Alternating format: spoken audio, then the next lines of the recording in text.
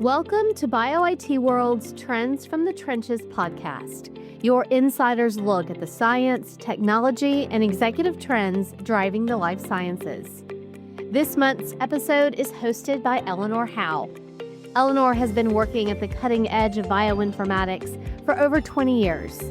Trained as a computational biologist, Eleanor has deep expertise in transcriptional profiling as well as drug discovery and development. She earned her PhD in bioinformatics from Oxford University and spent years in biomedical research at the Institute for Genomics Research, Dana-Farber Cancer Institute, and the Broad Institute. Now, as founder of Diamond Age Data Science, she has led the company's evolution from a small project-based service provider to a full-fledged consultancy that works closely with clients to tackle their most difficult research challenges. Let's listen in. Hello, everyone. Welcome to Trends from the Trenches.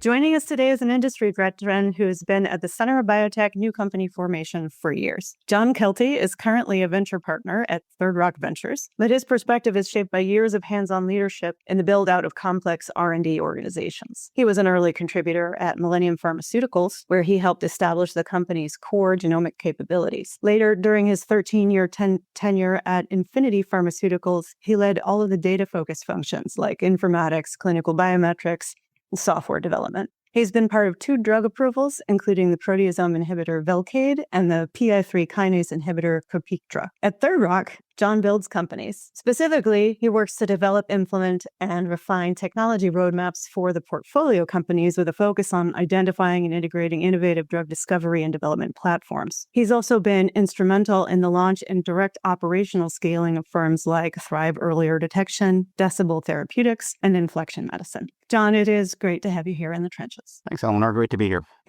So why don't I jump right in? Right now, it is JP Morgan week. The conference is going on as we record on January 14th.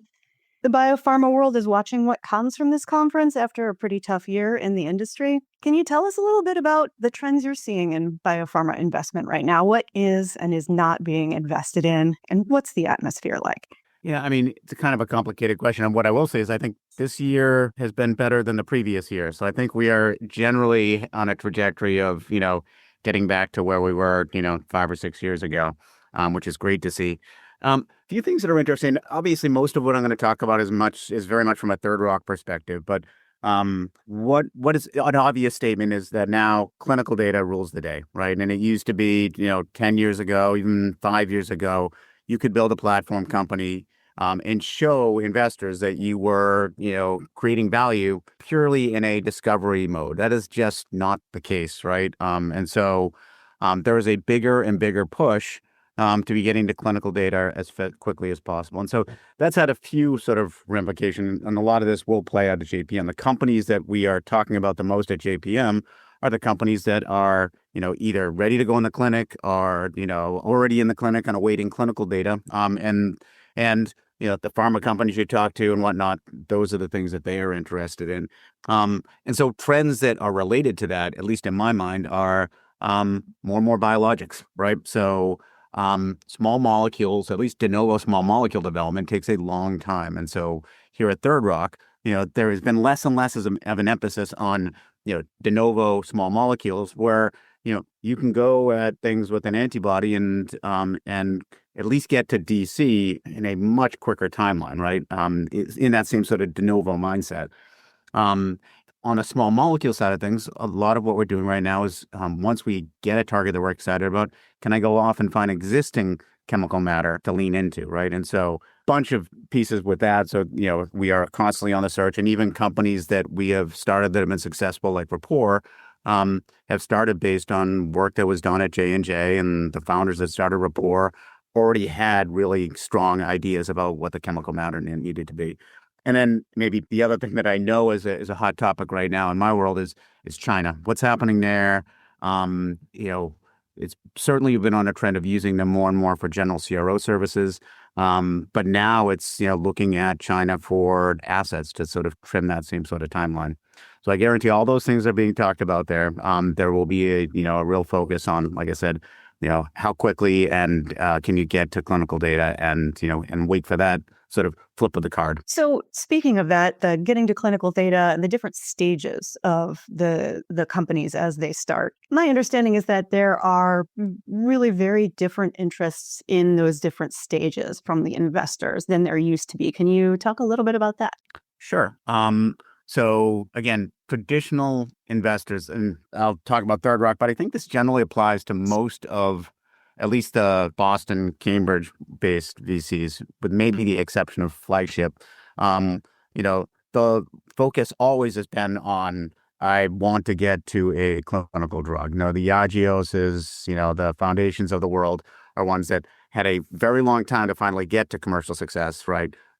They've gotten that through an appetite by other investors in the progress they were making on the platforms, right? All of that has, I wouldn't say it's been flipped on its head, but those sort of timelines just don't work for us anymore. And so, back to the previous comments. So now the focus is very much on, anything you can do to get to DC. There are times, I would highlight companies like Merida Biosciences, where you can have the best of both worlds. So it remains to be seen that they're in their first clinical trial right now, but a company that was based on leveraging some of these antibody type therapies, but doing in the context of a broader platform that now at least gives them an avenue into, multiple DCs, right?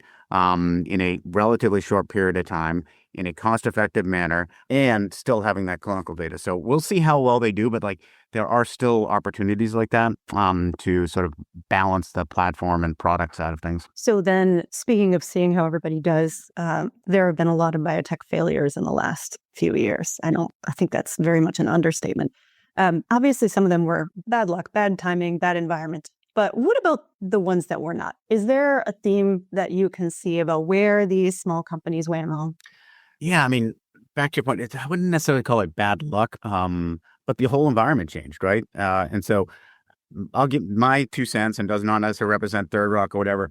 During COVID, I was freaking shocked at how much money was pouring into biotech, right? Which, we at Third Rock had talked about, maybe we need to slow things down, less investments as we figure out what's going on. And at that time, I was at Decibel. We took Decibel public during COVID, right? I remember. Without even having clinical data at that point.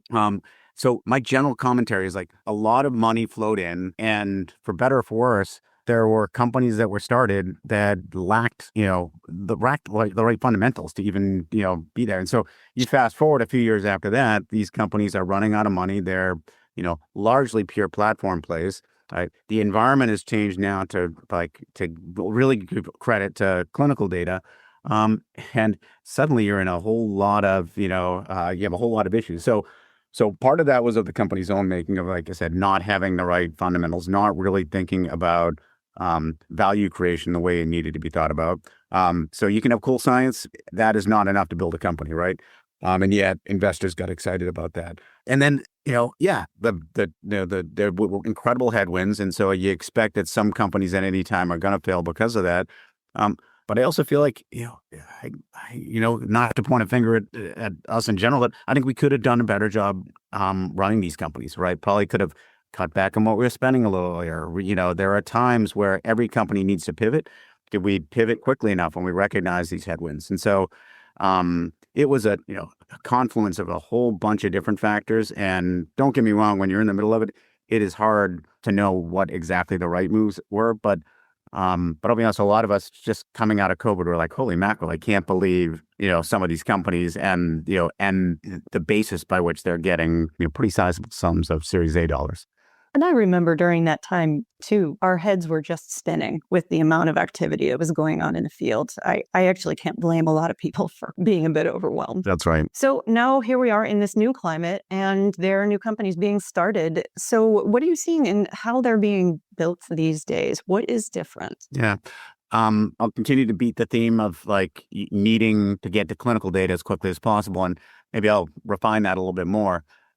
What we at Third Rock are trying to do is the Series A dollars in particular should hopefully get you to some kind of clinical data that if it works, investors will positively react to, right? And so what does that mean?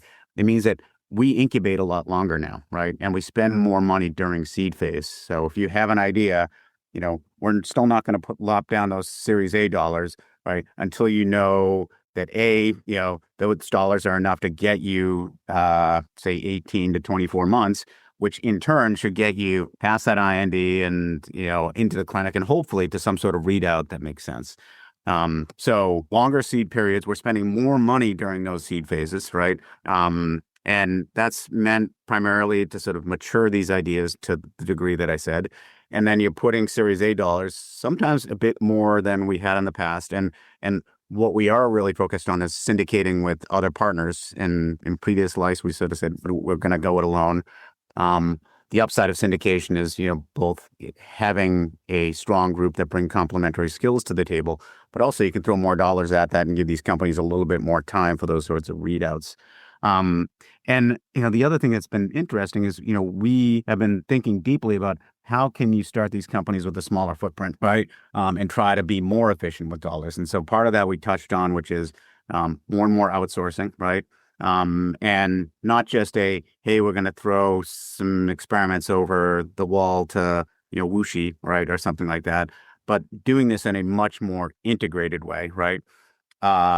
And, as a whole, I find us leaning into just broadly data sciences more than we ever have, and doing it in a way that is truly with a seat at the table. Like if you go back 10, 15 years, what we now call data science is you go hire someone, plug them in just because someone told you that you should do it. That tide has turned in a very positive way, in that those sorts of skills and being back to can we operate really efficiently? Well, there's so much data out there, right? How can we do as much as possible to de-risk these companies before we start them? And then once you're running, right, to lean into those more.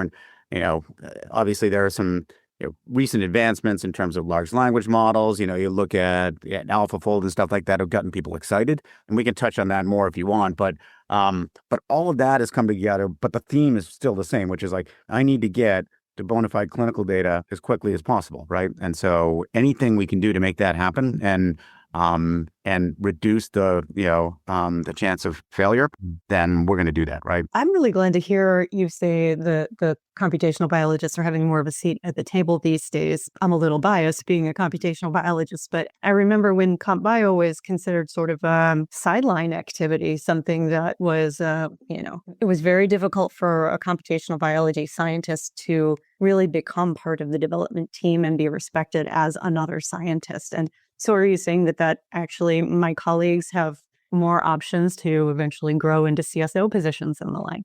I do, in the right companies, right? Whether CSO, I won't get bogged down in titles, but do I think that most companies now understand that they need the computational sophistication and expertise, and it needs to have a strategic seat at the table? Hell yeah, right? And I still believe that we're in a bit of a hype curve in terms of large language models and, what we are collectively calling AI, that I would still argue is largely machine learning. But let's not go into those nuances, Eleanor. What I will say is, AlphaFold has done us all a huge favor, not just about protein prediction, but about helping, folks that are not computationally native understand the importance of these types of tools and starting to think about what else can we possibly do with this. And so with us, right, what we find is that we're starting very small in terms of the computational teams we put in place. We have made mistakes, I think, in the past of hiring one or two computational people to an early stage biotech company of, say, 25 people, and thinking that they can bring all the expertise to the table. And that, I wouldn't say it got us into trouble, but we could have been way more effective. And so what you're seeing more and more of is, yes, we still want someone that is a full-time member of the team, that is sophisticated in their thinking, that can both speak the language of, computational biology or chemistry, but can also understand value creation in the company context. And then we try to leverage teams and groups that bring, broad skills to the table. And as much as we talk about computational biology as if it's one thing, it's not one thing, right? And anyone that goes into this, yes, in academia, you can go and write a bunch of R code and do some great things with that.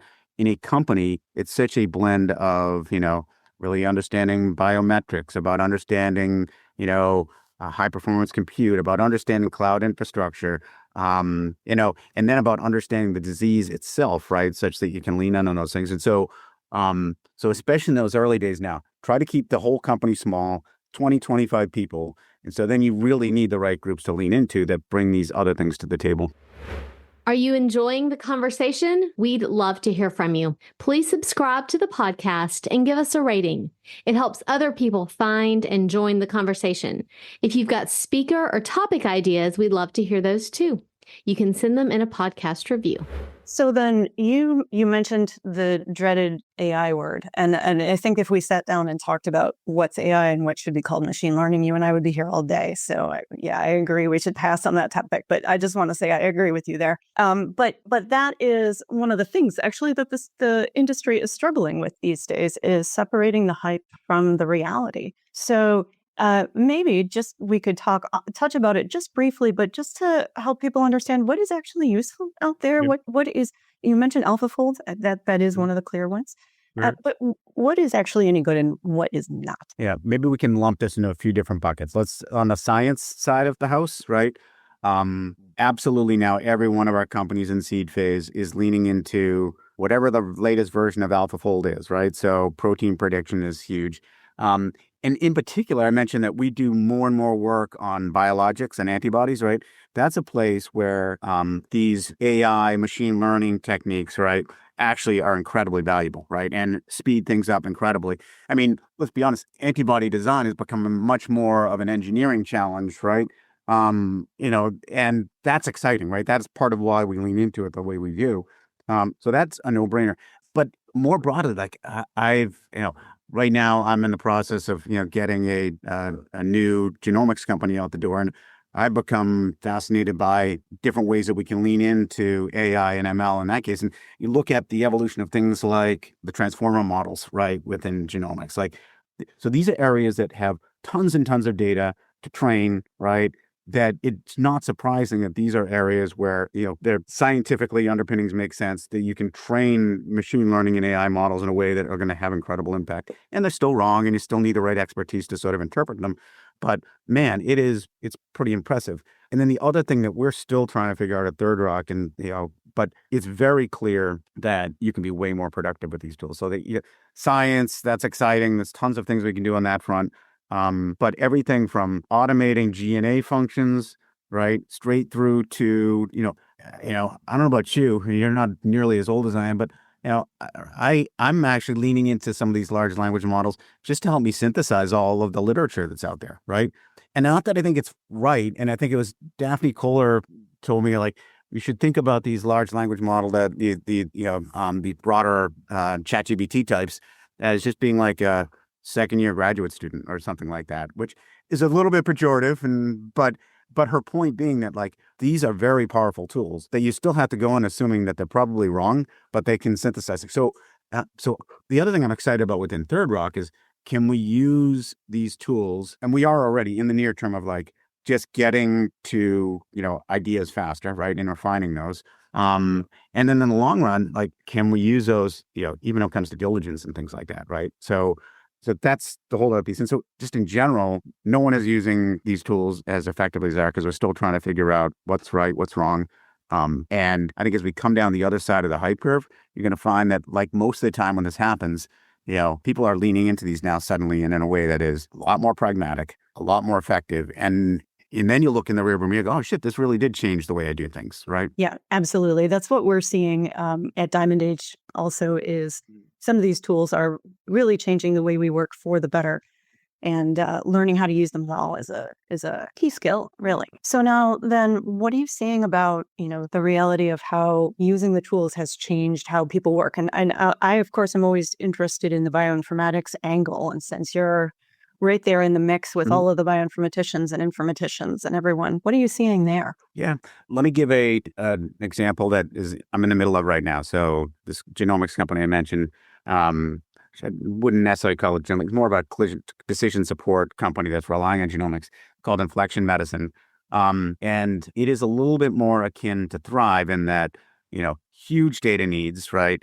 and a big engineering build. And so what we have now is a team of, well, let's call it 6 or 7 hardcore software engineers, right? And then some computational folks to be helping on the genomic side, genomic interpretation.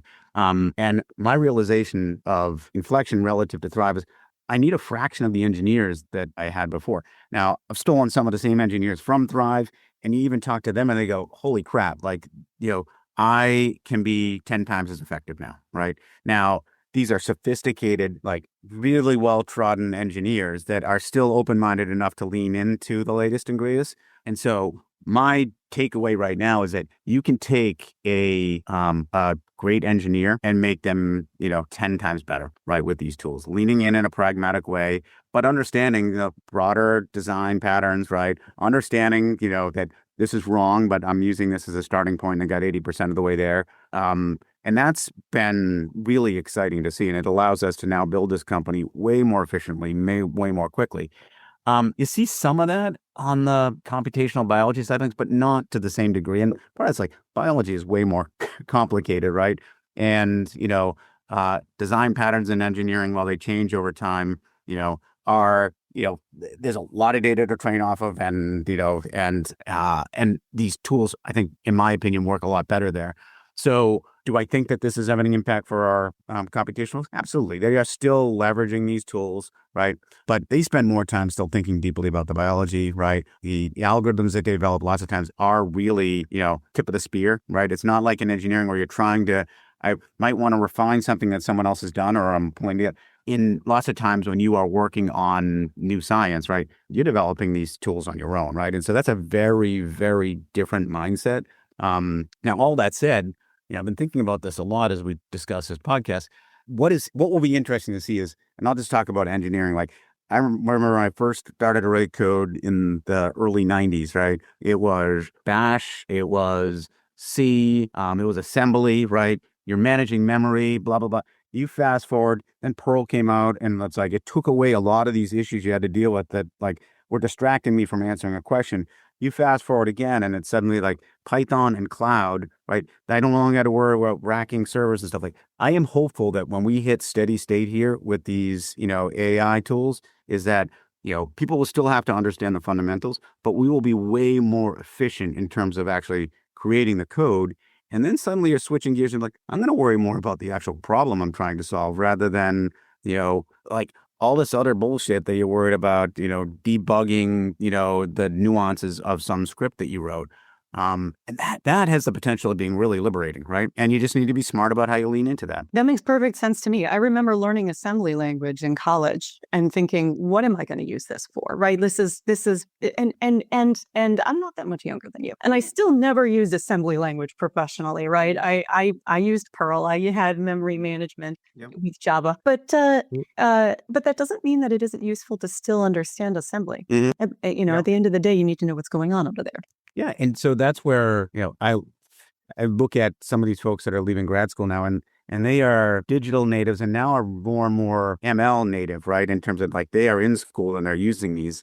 And that doesn't mean they're not brilliant and using great thinking. They just are, they think about things in a very different sort of way. Now, it does mean that some of the gray hair, some of us that have been doing this for a long time, it becomes essential for us to still be able to, see the whole playing field and, help them understand the best way to take what now is a very focused view of the world, right? And in my case, a focused view of what this means for a company and expand that in such a way that we don't get ourselves into trouble, right? And so that need, remains there. And it's part of why, Eleanor, some of our companies work with groups like yours, right? To sort of make sure that we get that, that level of sophistication, right? So thank you. I really appreciate the support. It's very cool. Well, then maybe we should get snarky. What about this AI bubble? First of all, do you think it's a bubble? And assuming the answer is yes, when is it going to blow up? If I knew that, I'd be shorting everyone. I definitely think it's a bubble. The question is how big of a bubble, right? And even with the internet bubble, there was still so much utility that came out of that, right? So I'll put a bit of a positive spin on this, which is, yes, I believe we're in a bubble, right? I think there's no question. And And fortunately for us, well, we'll see. It could have broad economic impact, but there will be some winners in the AI space, period, right? There's so much money going into hardware right now, right? And that is a little bit like the internet bubble, where the amount of money that went into fiber, into hardware, and even though like ultimately that first generation did not work out as well as we had hoped, right? That next generation was able to piggyback on all of the real, physical investment. So our worst case scenario right now is we are going to have incredible amount of resources to lean into in ways that, maybe we're not anticipating right now. I doubt it's going to be as drastic as Internet 1.0, right? But let's be honest, there are a lot of companies dumping, and sometimes with large debt, into building out these data centers and whatnot. I don't see how all of them can work out. I think for us, being somewhat abstracted from all of that, then the trick is, how can we be mature in our thinking about how to integrate these into our early biotech workflows, period, right? And, it's funny right now, we get to hear a lot of pitches here at Third Rock, and maybe this is why I'm a little bit jaded on the way people present AI, but there is not a single company now that comes in to pitch to us that doesn't talk about blah, blah, blah AI, right?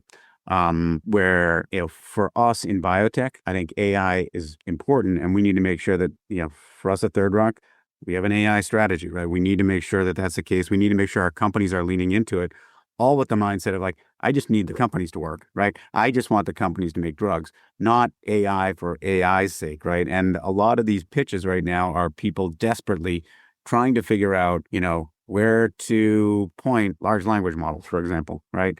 And and this happens with every exciting new technology. People are scrambling that are the sort of fast followers trying to figure out, oh shit, this is cool. Maybe I'll use this for clinical protocol, design, right? And I'll start a company around that. So a lot of the shit will fall off, and then what will be left is the real concrete uses of the technology. So I don't look at this as a bad thing. I look at this as just typical sort of, the natural selection we see in our space. Part of the process. That's right. So then, while we're all thinking about AI, possibly entirely too much, what else should we be thinking about? What are we missing right now? Yeah. So it's kind of cool. Part of my job here at Third Rock is to be scouting for new technologies, right?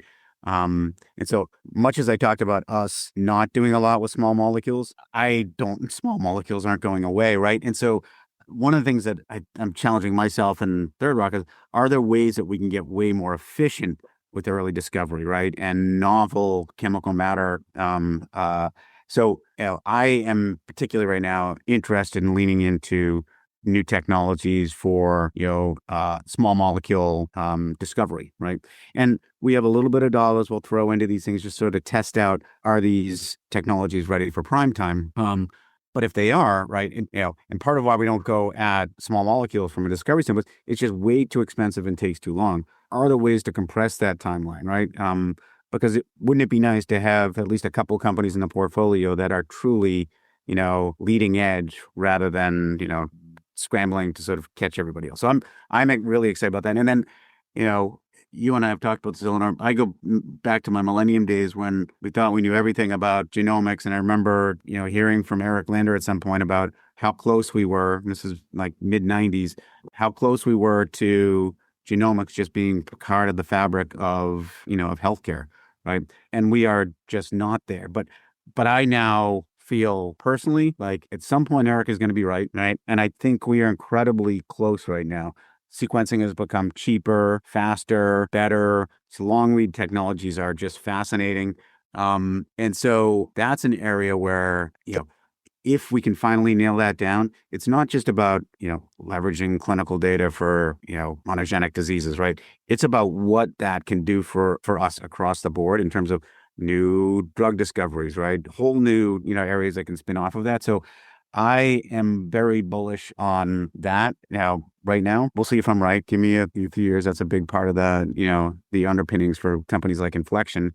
And then there are other cool technologies that continue to evolve around everything from, novel biosensors and whatnot that are going to give us more and more understanding about the underlying, biology that, we haven't had in the past. And, each generation we say this, turns out biology is really freaking complicated, right?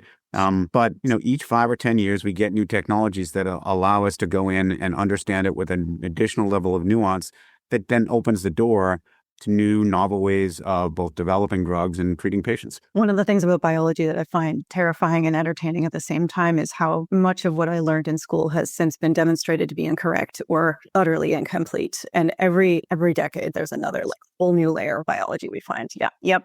I can't wait for the next one. They're so fun.